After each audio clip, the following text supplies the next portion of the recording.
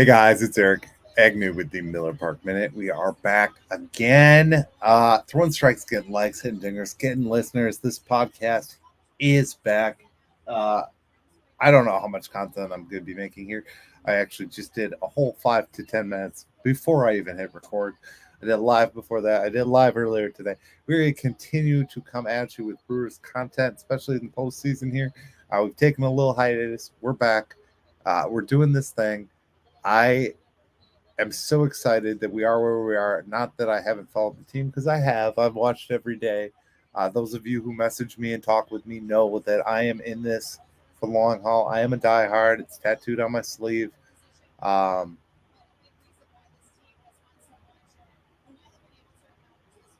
Sophia's just drenched. She's going to smell like booze for a good day and a half. Uh, but that being said, guys, in the previous live, I mentioned we are going to be I was going to add that live to a previously recorded content with David Go. That content is going to immediately follow this little video here. Basically, I just wanted to introduce that content and talk a minute. I'm in a pile of cuddlies right now. We are cleaning the cuddlies, reorganizing the cuddlies. There's far too many of them. Don't mind the cuddlies in the background. Uh, I have no voice, partially due to a cold. So those guys are really going to have no voices. They're just partying away, living the good life. This team walked it off, and who better than Jackson Chourio with a triple? I thought he could have made it home. I really did. I watched that run, and I was just nope. Now we're shirts off. I think Chourio's drunk.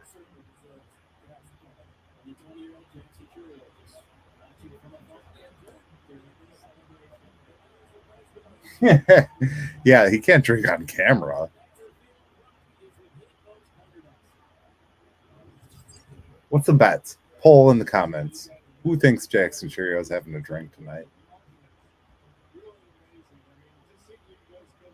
Let's talk about this though for a minute. Trevor McGill, 20 saves, unsung hero when Devin was down. Devin missed part of the season. We didn't have Wade Miley. We had Wade Miley for all of a second. We didn't have Brandon Woodruff. We had a cobbled together starting rotation, and we really did something special to be one of the top three teams in baseball at this moment here in the season. Is amazing. If you look at the NL standings, which of course, we're going to talk about this. Talked about this a little bit in the last video, but let's go over to the Milwaukee Brewers standings real quick and just talk about where we are in the full grand scheme of the picture. We're the first team to clinch, which is huge. We're 11 games ahead, a high water mark above 500, which I believe we're scraping record territory. A lot of this so far has been record territory. 2020 season for Jackson Chourio. We can't forget to mention that. Willie Adames holds the single season home run record for a shortstop of the Milwaukee Brewers. We also have Willie Adames, the 3-point king, leading the way that way. Records across the board. So if you look at the NL, we are at 88 and 64. The Phillies are at 91 and 61, and the Dodgers are at 90 and 62. So we're talking about seeding first, second, third. Obviously, we're third at this juncture, but that doesn't mean anything. But I want to do something here, and I want to talk about something that I don't think enough people highlight. The New York Yankees, who, yes, have a tough division. We don't have a tough division, is the claim, but 88 and 63. 88 and 65 for the Guardians, and 82 and 70 for your Houston Astros. That to me says how good we are. Now we are at this juncture of the evening. Let's just take a look at the scoreboard. I want to see who. Okay, so the Yankees and Seattle are still going. I think the Yankees can clinch tonight if they beat Seattle. Right now they're leading. I don't think the other clinchers happened. Yeah, none of the other clinchers happened. So we're the first and only team to clinch so far. Albeit the Yankees could still do it by the time of this recording hitting the airwaves. So I'm not gonna rule that out yet. Haas, Haas, another unsung hero, still managing to be a good at bat, albeit he's only had a short number of them. Gary Sanchez been very good for the crew this season. I don't think there's a player that I can name.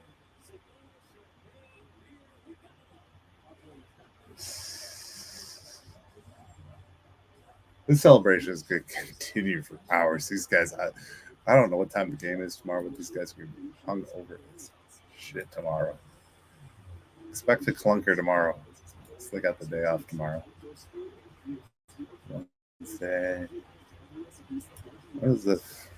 I don't know. D-backs 6:15 at Miller Park tomorrow night. Guys, I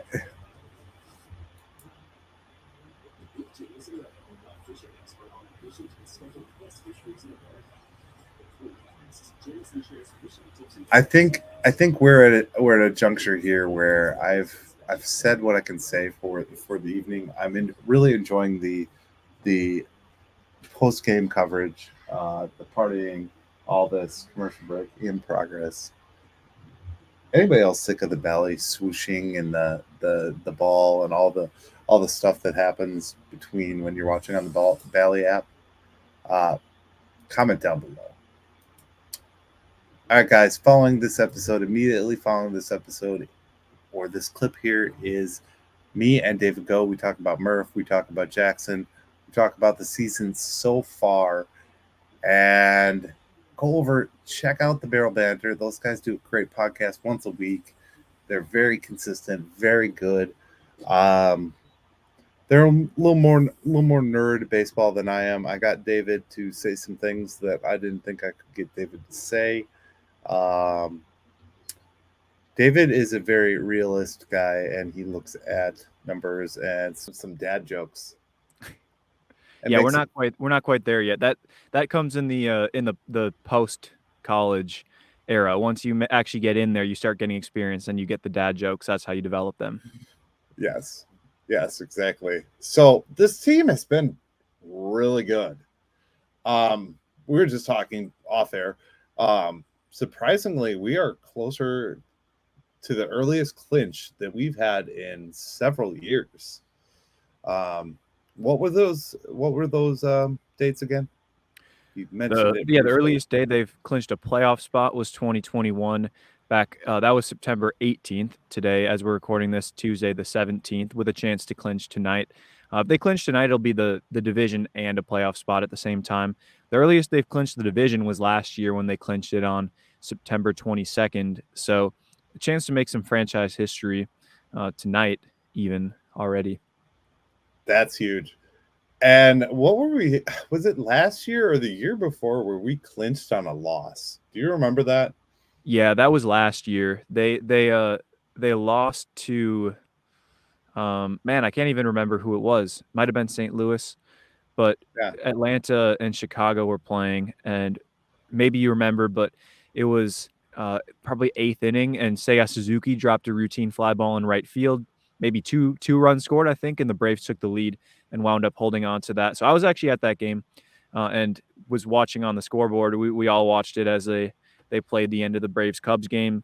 As soon as the last batter got out, then the celebration ensued, and it was as if it was as if they had won the game. It was a little bit strange considering they lost the game and then they celebrated about 15 or 20 minutes later. But either way, I mean, a clinch is a clinch, and you're going to celebrate it. Right, right. That I mean, we're hoping to do that tonight or tomorrow. So I saw the Cubs have. Oh my gosh, I forgot who the Cubs have on the mound, but it's versus Oakland, and Oakland is one of those teams that can be surprising. So I mean, they've beaten us a handful of times. Yeah, good Uh, second half. So they're not quite the Oakland of the first or of last year or the year before, where they lost 100 games. They're not a good team, but they definitely fit the spoiler category. it's been them and really Tigers have been kind of hot for surprisingly for the bad teams that are surprisingly good right now. You know what I mean? Yeah, the Tigers are within 2 games, I think a game and a half right now of that last AL wildcard spot. The Twins have struggled, and so having the Tigers were not a team that I expected to be there. I thought maybe 77 wins would be a good outcome for them, and they're already there at about 77, and they have a chance of maybe sneaking in with 85 wins. So, they're almost, I would say, more than spoilers. The A's, they're 65 and 86. I think they squarely fit in that category. But the Tigers can be spoilers too. They just maybe have their own run in themselves. And did we get to the history? What was the history mark with the White Sox? What do they got win or what do they got lose? 120? 120 is the modern record. Right now, they're at 115. So they've got, what would that be? Let me do my quick math. So they've got, if they go 5-6 the rest of the way, they'll break the record. Which you And would as think that we've they won't go better than 5-6, right? right, unless they really got that fight in them to not be the worst record possible. I mean, I don't Which I know. could see happening. Then again, they haven't had that fight in them all year. Right. It's a shame because they had such a promising look to the season. Now let's get back to our Brewers. We've got a couple great things to talk about. We've had some ups and some downs to this season, I would say. To highlight, obviously, Yelich having back surgery is not one of the things that was, on the bingo card that I think anybody wanted to have happen. Jackson Chourio bouncing back from a struggle was definitely something we'll talk about a little bit more on Jackson Chourio. But then we also had pitchers galore, injuries galore. We lost Wade Miley early, and I didn't even remember that Wade Miley was kind of like, he's been there. He's been there the whole time. You see him in the dugout, you see him there. But I didn't remember that he actually started games for us early in the season until the other day they interviewed him, and I was like, oh yeah, that's right, he did play this season. Yeah, you almost forget about him. He made, what was it? I've got it pulled up here. He made, now I can't find his name. There we go. 2 starts, 7 innings, and then he got hurt, needed Tommy John surgery. So I heard that he's been basically acting as a coach. He's been sitting in the meetings, the bullpens from the younger guys, and been sort of leading them in that way. That's sort of been the duty of his fulfilling his contract in that way. So kind of a third or fourth pitching coach on the staff. But he did pitch this year. Because he's like 37, 38, you kind of just think of him as a coach, but he did play this year. And I feel like that's kind of a common theme with the injured, more veteran players that we have. Like, Devin's been around, Yelich has been around up until I think the surgery, because I haven't seen him as much. He did do that broadcast the other day they just kept him on for like forever. Yeah, that one was he's been in Arizona because he rehabs in Arizona at the spring training facility. So because they were at Chase Field, that's why they brought him in. So that's why I think that's why he hasn't been around the team. But I would imagine that as they make their playoff run, he probably will be around again. And obviously, I know he's a good presence in the clubhouse. Right. Who do we have? Do we have really? I mean, outside of your long-term injuries, Brandon Woodruff and Miley, do we have any other long-term injuries now? Ashby's back, and he's been pitching pretty phenomenal. Yeah, they've got Gasser, who's out with Tommy John Gasser. surgery also. I totally forgot about Gasser. We had a short-lived Gasser era this season as well. Yeah, and he'll be back next year, probably late in the year next year. Abner Uribe, we saw him early in the year, and he had a season-ending knee injury while he was pitching in AAA. A couple guys also that are on the IL, Rob Zastryzny, JB Bukauskas. I'm guessing they're healthy enough to come back. They just don't have a roster spot for them, so they're leaving them on the IL at this point. But they're both guys that are officially injured, probably won't see them again this year.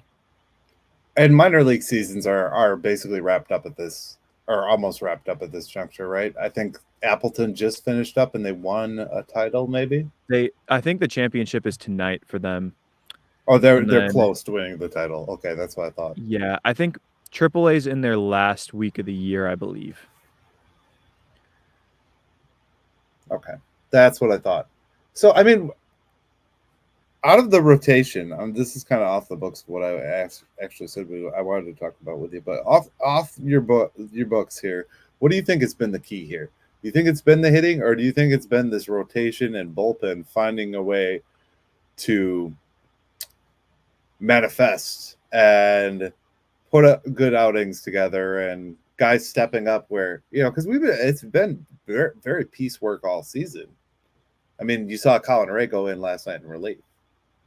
Yeah, I think it's been some of both. It's kind of a cop-out answer.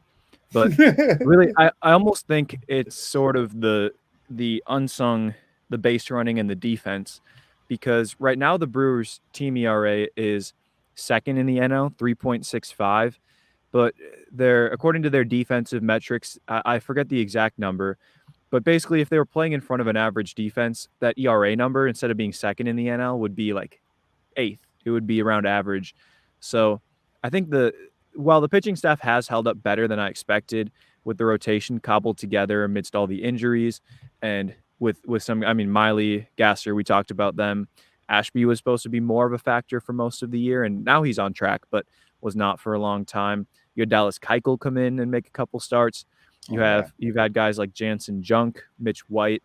I am reading off a list. I didn't have all these guys from memory, but these were all guys that were expected to be good. And I think the defense has almost been sort of that key. And then on offense, it has been some of the power. You know, Rhys Hoskins hasn't quite been the guy that he was expected to be, but he's provided some power, and Adames and Contreras. But I think around the offense, you have Sal Frelick, who I know Brewers fans like to disparage, but he's been all right, and having the 17 steals certainly helps. Blake Perkins 22 steals, Joey Ortiz has 9, Bryce Terang has 44. So these are all regulars that are stealing bases. You're going to score more runs. They've been doing things like laying bunts down. They've been putting the ball in play. They've been able to score on the extra base hits from guys like Adames or Contreras. They've been able to stretch the singles into doubles. So I do think the offense and the pitching have both been a little bit better than I expected. But I also think in some ways what separates the Brewers from a team like the Dodgers, like the Mets, or maybe even the Phillies, who are the best team in the National League, are sort of the things around the margins, the base running and the defense. I've just noticed there's just a difference to the way they play. And I think this will go into our first topic. There's a difference to the way they play with this young team under Pat Murphy. I think so too. I think we're doing more with less. You know what I mean? I think he's able to get more out of these guys than less. And that brings up the discussion, where are we going now with the manager versus, could we have been a little better under those council years? Those are my questions out of it. What do you think about that? I mean, like, do you think it's that these players are that much better than the players we've had before? Because we've had some established major leaguers and haven't played this good a brand of baseball. I think about Moose, I think about Kane, I think about Yelich and Braun together under council. Yeah, back in 2018 and 19, that those 2 years things went well for, I mean, Yelich obviously, but even some of the veterans, Grindal one of the years, Moustakas for a year and a half. Kane was one of the top 10 to 15 players in the National League across those 2 years. So I would say some of those players, yeah, they were as good under council, but as a team, I don't like if you put Craig Counsell in that manager seat instead of Pat Murphy. I don't think that they're quite as good as they are right now. And we were talking early in the year about how maybe losing Counsell would be a detriment to the team. We thought he was maybe the best manager in baseball. And I think what we know instead is that maybe it was just the organization was run so smoothly that it didn't matter, but maybe Counsell didn't make as much of an impact as we thought. And I think some of the ways that Murphy is a benefit to the team are the things that we can't see behind the scenes, or that happen behind the scenes. the showing trust in a Jackson Chourio by continuing to write his name in the lineup after a couple months of struggles. Even naming Bryce Terang as a starting second baseman just 2 or 3 weeks into spring training and showing faith in him in that way. And Terang's rewarded the Brewers with a season where he's been one of their top 3 or 4 position players this year. When last year, I mean, he hit 200 with no power. So I think showing faith in the guys has been positive. There's some things like the bunts where maybe they've been doing it too much or not always in the right spots. But I also think that doing those sort of keeping the defense on their toes. It's an old saying that people would talk about more in the 70s and 80s. But I think because that's not really utilized today, Pat Murphy doing that has been a positive thing for this club and has sort of spurred the team on where they love Murph personality wise, and I think he has more feel than Counsell. Counsell maybe was really good with the X's and O's. He was going to make the decision that statistically was likely to pay off, maybe except for pinch hitting Jesse Winker in the playoffs. But in general, he was probably going to make the decision that was going to pay off on paper. Whereas I think Murphy has some of that. He's not completely anti-analytics, anti-statistics, but he's got a little bit more feel. Right, and you mentioned the making those calls, and I think at any juncture we have those calls.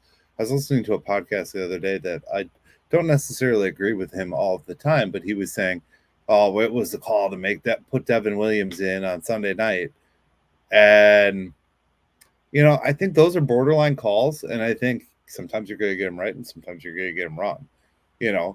I think a lot of that has gone in Pat Murphy's favor this year, but I also think he brings a lot of that out of the guys.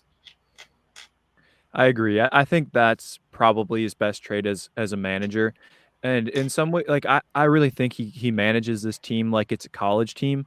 And that works because this isn't a team full of veterans who have been around for 10 years. Isn't a team full of superstars. It's a team full of young guys. Think about how young Bryce Terang, Jackson Chourio, Joey Ortiz, Tobias Myers, even though he's 26, so is Ortiz, but they're both rookies. Blake Perkins, first Right. full year in the big leagues. Garrett Mitchell, he hasn't even had a full year in the big leagues. Sal Frelick is right there too. Brian Hudson. So you're not dealing with the guys who have been doing it for years and years, maybe besides Yelich and Wade Miley.